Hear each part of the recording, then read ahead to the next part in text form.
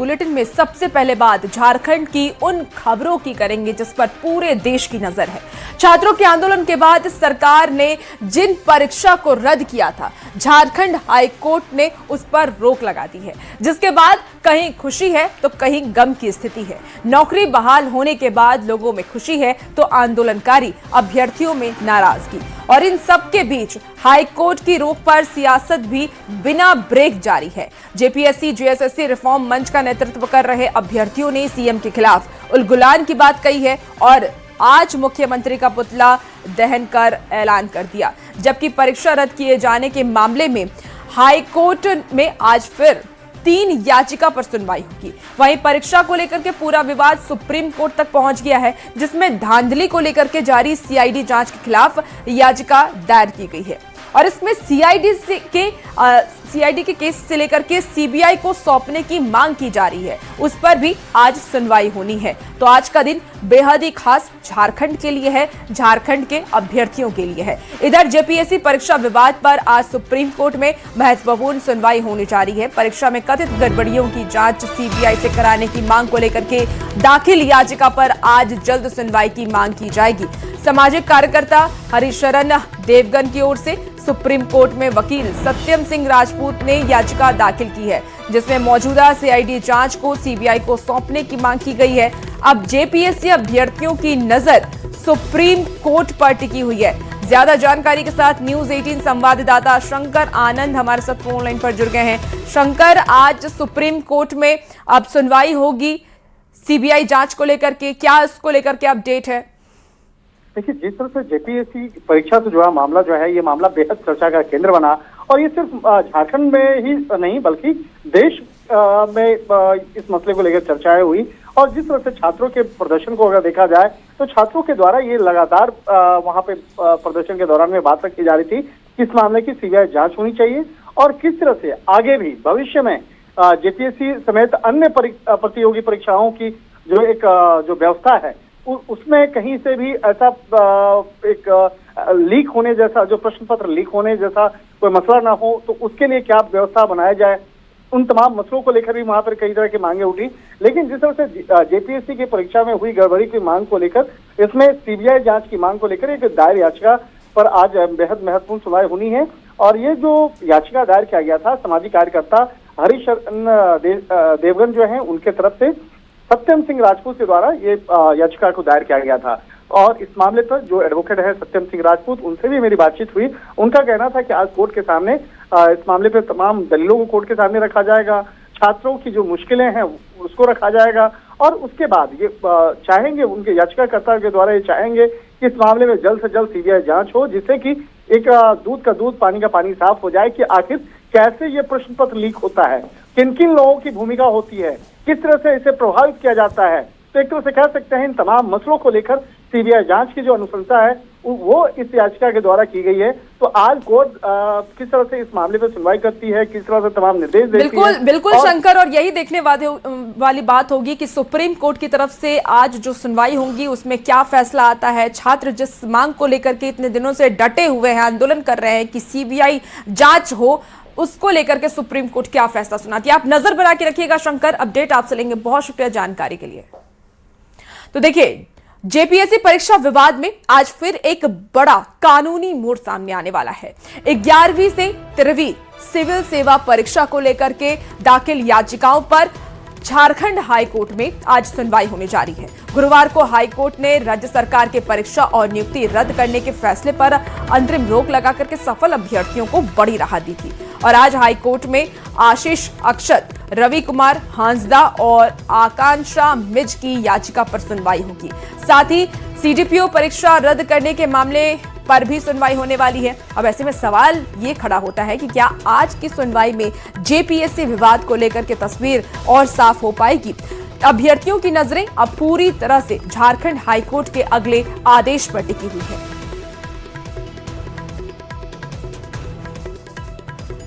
तो वहीं हाईकोर्ट का आदेश कितना अहम है, कोर्ट ने किन आधारों को ध्यान में रखते हुए रद्दीकरण के फैसले पर रोक लगाई और आगे इस मामले की तस्वीर और क्या हो सकती है, इन्हीं तमाम सवालों पर अधिवक्ता अमृतांश वक्त से बातचीत की हमारे संवाददाता संजय कुमार सिन्हा ने। चलिए आपको सुनाते हैं।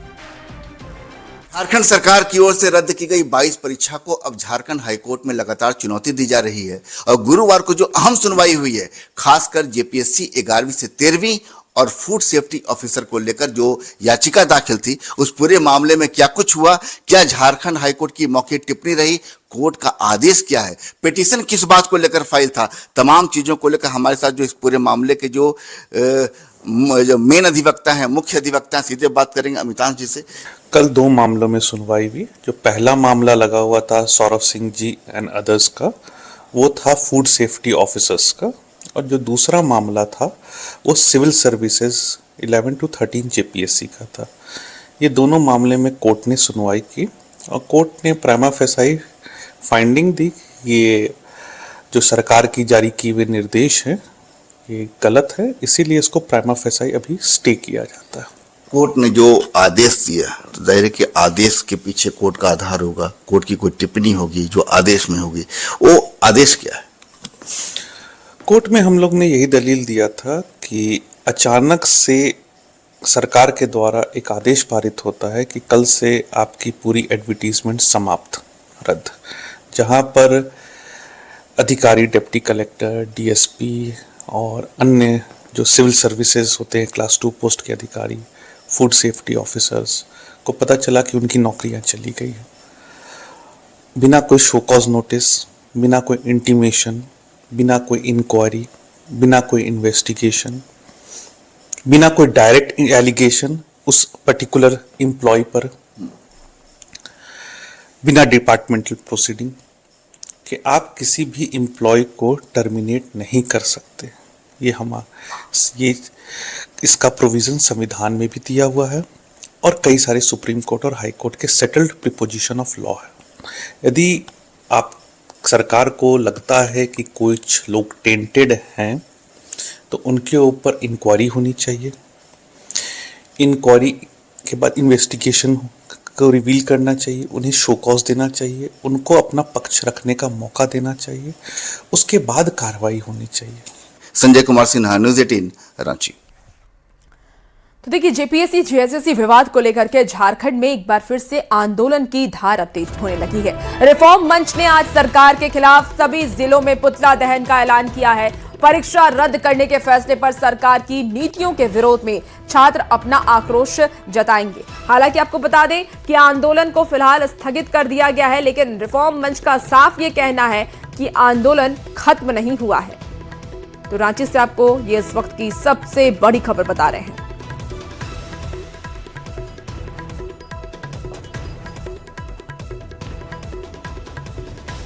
अब जेपीएससी जेएसएससी विवाद में एक ही फैसले के बाद तस्वीर अब 2 हिस्से में बंट गई है। एक तरफ सफल अभ्यर्थियों के बीच जश्न और राहत का माहौल है, तो दूसरी तरफ आंदोलन कर रहे छात्रों में नाराजगी देखिए अब बढ़ गई है। नौकरी पर लगी रोक हटाने के बाद चयनित अभ्यर्थियों की नियुक्तियां फिलहाल सुरक्षित हैं और सरकारी सेवा में शामिल हो चुके प्रदर्शनकारी भी फैसले का स्वागत कर रहे हैं। तो वहीं जेपीएससी जेएसएससी रिफॉर्म मंच के छात्र इसे अपनी मांगों के खिलाफ फैसला बता रहे हैं। छात्रों का आरोप यह भी है कि सरकार ने उनके साथ धोखा किया और हाई कोर्ट में मजबूती से पैरवी नहीं की। अब राज्य भर में नए सिरे से विरोध प्रदर्शन की जो तैयारी है वो देखी जा रही है, यानी कि एक ही फैसले पर कहीं जश्न है तो कहीं आक्रोश। अब ऐसे में सवाल ये उठता है कि आखिर जेपीएससी जेएसएससी विवाद का अगला पड़ाव क्या होगा। और हमारे साथ न्यूज़ 18 संवाददाता संजय लाइव इस वक्त जुड़ चुके हैं। संजय, अब बात यही कि एक फैसला, लेकिन कहीं जश्न का माहौल है और कहीं आक्रोश का माहौल देखा जा रहा है। अब अगली रणनीति छात्रों की क्या होने वाली है? देखिए, बिल्कुल हम आपके इस सवाल का भी जवाब देंगे, लेकिन फिलहाल कुछ जानकारी हम आपको दे दें कि झारखंड हाईकोर्ट में आज जो है सीडीपीओ की जो परीक्षा राज्य सरकार की ओर से जो रद्द की गई थी, जो नियुक्ति परीक्षा रद्द की गई है, उसको लेकर अहम सुनवाई है।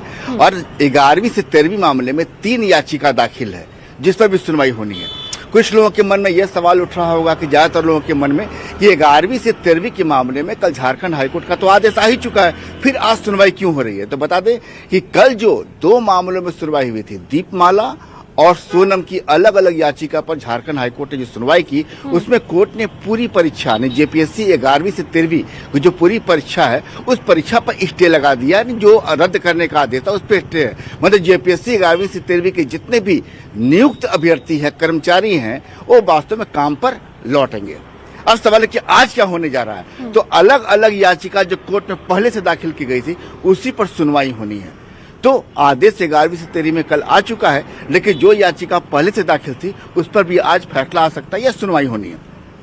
उसमें एक नया क्या है, तो सीडीपीओ के वाले मामले में जो चुनौती दी गई है उस पर आज सुनवाई होनी है। कोर्ट का क्या कुछ फैसला आता है अभी हम देखेंगे। अब रहा कहीं जोश और जश्न, कहीं उत्साह है, कहीं मातम है, कहीं मायूसी है, कहीं खुशी है। तो समझिए कि 2 धड़ा नहीं है, 3 धड़ा है।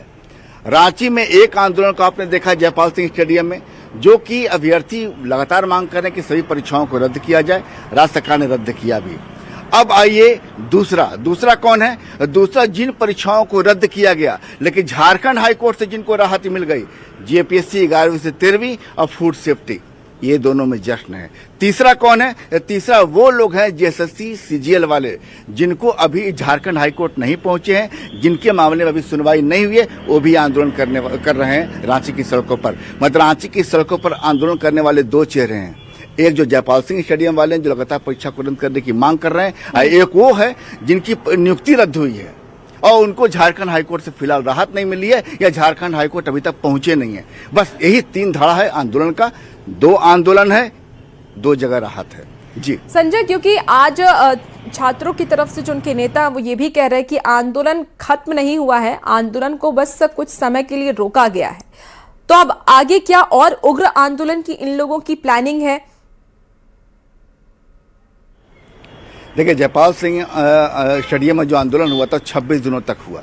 आंदोलन के पीछे क्या आधार था? तमाम परीक्षाओं को रद्द किया जाए। सरकार ने परीक्षा रद्द भी की थी, लेकिन जैसे ही कल जो फैसला आया है 2 परीक्षाओं को लेकर, 11वीं से 13वीं और फूड सेफ्टी, उसको लेकर जयपाल सिंह स्टेडियम में जो लंबा आंदोलन चल रहा था उन अभ्यर्थियों में नाराजगी है। उनका कहना था कि सरकार ने अपना पक्ष मजबूती के साथ कल कोर्ट में नहीं रखा है और उसी का लाभ मिला है। ऐसे में तमाम परीक्षाएं आएंगी और स्टेज सब पर लगता जाएगा। तो एक उनका अपना मानना है और इसी को लेकर उन्होंने कल रात में प्रेस कॉन्फ्रेंस भी की थी। उन्होंने कहा था कि देखिए, हमने 2 महीने का अल्टीमेटम सरकार को दिया था कि सरकार जो है इन 2 महीनों में जल्द से जल्द फैसला ले और चीजों को बिल्कुल पारदर्शिता के सामने रखे। लेकिन कल जो फैसला है तो उसके बाद उन्होंने कहा कि अब हम विचार करेंगे कि हो सकता है कि 2 महीने बाद तक का जो हमने आंदोलन का जो अल्टीमेटम दिया था कि हम आंदोलन 2 महीने के बाद करेंगे, हो सकता है कि नियत समय से पहले भी हम लोग आंदोलन कर दें। तो कल इसको लेकर उन लोग आंदोलन कर रहे थे, कल उसको प्रेस कॉन्फ्रेंस से किया। तो कुल मिलाकर समझ जाइए कि अभी जो मामला है वो आपको एक तरीके से जयपाल सिंह स्टेडियम में जो अभ्यर्थी 26 दिनों तक बैठे थे, उन्होंने भी कहा है कि हो सकता है कि 2 महीने का अल्टीमेटम उनका पहले ही खत्म हो जाए और आंदोलन की राह पर वापस आ जाएं। और यहाँ पर जो देख रहे हैं कि मामला, अब तो चूंकि मामला कोर्ट भी है, पहले क्या थी, अभ्यर्थी सरकार, अब तीसरा पक्ष आ गया झारखंड हाईकोर्ट। तो झारखंड वहां रद्द हो रहा है, यहाँ से राहत मिल रही है। तो जाहिर है कि जो कह रहे थे कि जांच हो उसके बाद, पहले चावल से कंकड़ को अलग कीजिए उसके बाद देखा जाएगा। सवाल है कि जांच के दौरान ही सरकार ने इसको रद्द किया था, तो कोर्ट में उसी आधार को कोर्ट ने अपने फैसले में माना कि अभी आप किसी जांच तक नहीं पहुंचे, जांच आपकी चल रही है। नेचुरल जस्टिस रद्द करने का नहीं हो पाया है और इसी आधार पर लाभ मिला है। तो जाहिर है कि अब जैसे जैसे सुनवाई आगे अलग अलग मामलों में झारखंड हाईकोर्ट में आएगी और उस मामले में कोर्ट का क्या कुछ फैसला था वो देखना होगा। लेकिन जो कभी कोर्ट का फैसला आएगा उसका असर आप रांची की सड़कों पर भी देखेंगे। क्योंकि देखिए, सीबीआई जांच की मांग संजय लगातार छात्र कर रहे हैं, शुरू से ही कह रहे हैं कि सीबीआई जांच होनी चाहिए, सीआईडी में वो संतुष्ट नहीं है। और आज इसको लेकर के सुप्रीम कोर्ट में भी सुनवाई होने वाली है कि सीबीआई जांच होगी या नहीं होगी। इसको लेकर के छात्रों में क्या संतुष्टि नजर आ रही है कि सुप्रीम कोर्ट की तरफ से क्या कोई उनके पक्ष में फैसला सुनाया जा सकता है? देखिए, सबसे बड़ी बात है कि सीबीआई जांच का आदेश कौन देगा? राज्य की बात करें, सुप्रीम कोर्ट में जो चल रही है वो मामला लगे, एक सामाजिक कार्यकर्ता ने वहां पिटीशन दाखिल किया, सुप्रीम कोर्ट का क्या फैसला होता है बाद में देखेंगे। राज्य सरकार की एजेंसी है सीआईडी। राज्य सरकार ने डे वन से कहा है कि सीआईडी मजबूती से अपना काम कर रही है। जांच को लेकर खबरें भी आ रही हैं कि जांच किस रफ्तार से आगे बढ़ रही है, क्या कोई गिरफ्तारियां हो रही है, क्या तथ्य सामने आ रहे हैं, क्या पैसे का लेन देन हुआ, अभय तिवारी के बाइट है, पूछताछ है, तमाम चीजें आप देख लीजिए कि हमेशा अपडेशन आते रहा है। तो राज्य सरकार बता रही है कि सीआईडी अपनी जांच मजबूती से कर रही है। अब मांग है सीबीआई जांच की सीबीआई जांच हमें पारदर्शिता ज्यादा होगी, ये छात्रों की मांग है। तो सवाल है कि सीबीआई जांच की अनुशंसा राज्य सरकार भी कर सकती है, झारखंड हाईकोर्ट भी दे सकता है, सुप्रीम कोर्ट भी दे सकता है। तो ऐसे में आदेश कहां से निकलेगा कोई नहीं जानता है, लेकिन फिलहाल स्थिति है कि झारखंड में सीआईडी जांच कर रही है और सीआईडी जब जांच कर रही है तो तथ्य भी सामने आ रहे हैं। उन्हीं तथ्यों को आधार सरकार भी बना रही है कि देखिए हम हर दिन आगे बढ़ रहे हैं। बिल्कुल संजय, और देखिए अब तो उलगुलान की भी बात छात्रों की तरफ से कर दी गई है कि अगर हमारी मांगे अभी भी नहीं मानी जाती, क्योंकि नाराजगी तो कोई शक नहीं है, छात्रों में अभी भी सरकार के खिलाफ है, उलगुलान करेंगे। जाहिर सी बात है, सीबीआई जांच जो आप बता भी रहे हैं, सीबीआई जांच की मांग को लेकर के छात्र लगातार अड़े हुए हैं। अब देखना होगा कि इस पूरे मामले में होता क्या है आगे। आप नजर बना के रखिए, पल पल की अपडेट आपसे लेंगे। बहुत शुक्रिया फिलहाल जानकारी के लिए संजय। तो देखिए, जेपीएससी विवाद पर राजनीतिक दल भी अपने सियासत की धार को तेज करने में जुटे हुए हैं। बीजेपी ने राज्य सरकार पर जानबूझ करके केस को कमजोर करने और मजबूती से कोर्ट में अपना पक्ष रखने का आरोप लगाया है, तो वहीं जेएमएम ने इस आरोप को सिरे से खारिज किया। आशंका व्यक्त कर रहे थे कि सिर्फ आंदोलन को खत्म करने के लिए इस सरकार ने एक ऐसा ब्लैंकेट ऑर्डर निकाला है जो जुडिशियल स्क्रूटिनी में नहीं टिकेगा। फर्स्ट हाफ में जब डिफेक्ट था उस रिट याचिका में, तो उसमें डिफेक्ट पर सरकार ने विरोध नहीं किया, तब फिर कोर्ट ने डिफेक्ट के साथ याचिका अलाउ कर दिया, जो बहुत रेयर होता है। और आदेश में भी कहीं नहीं लिखा कि इसका सरकार ने विरोध किया। एक जूनियर काउंसिल सरकार की ओर से रिप्रेजेंट कर रही थी। और जब फाइनली जब केस हियरिंग पे आया तो उस समय एडवोकेट जनरल क्यों नहीं मौजूद थे कोर्ट में। तो कहीं ना कहीं सरकार का जो मंसूबा है वो ठीक नहीं लग रहा था। सरकार ने जानबूझकर एक ऐसा आदेश निकाला था सिर्फ आंदोलन को समाप्त करने के लिए, जो जुडिशरी में जाकर नहीं टिक पाए, क्योंकि जुडिशरी कानून से चलती है। भाजपा वाले मांग करते थे, आंदोलनकारी छात्र नेता मांग करते थे, उस अनुरूप सरकार ने काम किया। अब फिर इनका माने बिल्कुल बयान बदल जाता है। अरे भाई, सरकार तो आपके संवेदनाओं के अनुरूप फैसला लिया, अब अधिकार क्षेत्र न्यायालय का जाता है। अगर कोई छात्र कोई भी हो, सबको अधिकार है न्यायालय जाने का, और न्यायालय ने न्यायाधीश सुनाया तो वो तो लागू होगा। सरकार के लिए सर्वोपरि है, कोई भी सरकार रहेगी। तो देखिए, इस पर सियासत तो हो ही रही है, लेकिन अब आइए आपको जानते हैं कि आखिर कैसे जेपीएससी और जेएसएससी का विवाद शुरू हुआ।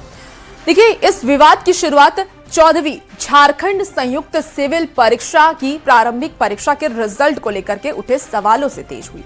कुछ अभ्यर्थियों ने रिजल्ट श्रेणीवार कट ऑफ और मूल्यांकन की प्रक्रिया पर सवाल उठाए, और इसके बाद सोशल मीडिया पर एक कथित ओएमआर शीट सामने आई। हालांकि इसकी स्वतंत्र रूप से पुष्टि अभी तक नहीं हुई थी।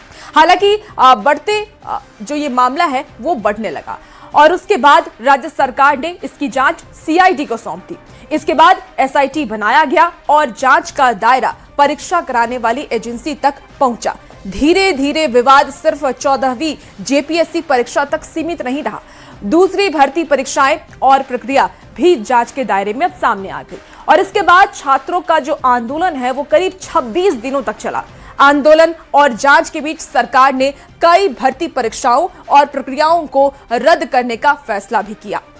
तो इस तरीके से ये पूरा आंदोलन शुरू हुआ, और इस आंदोलन को लेकर के देखिए अभी भी हालांकि आंदोलन चल ही रहा है, लेकिन अब ये आंदोलन कोर्ट तक पहुंच चुका है। अब देखिए, खबरों में आगे बढ़ते हैं। पलामू में 4 लेन निर्माण में लगे मजदूरों के कैंप में देर रात ताबड़तोड़ फायरिंग से हड़कंप मच गया।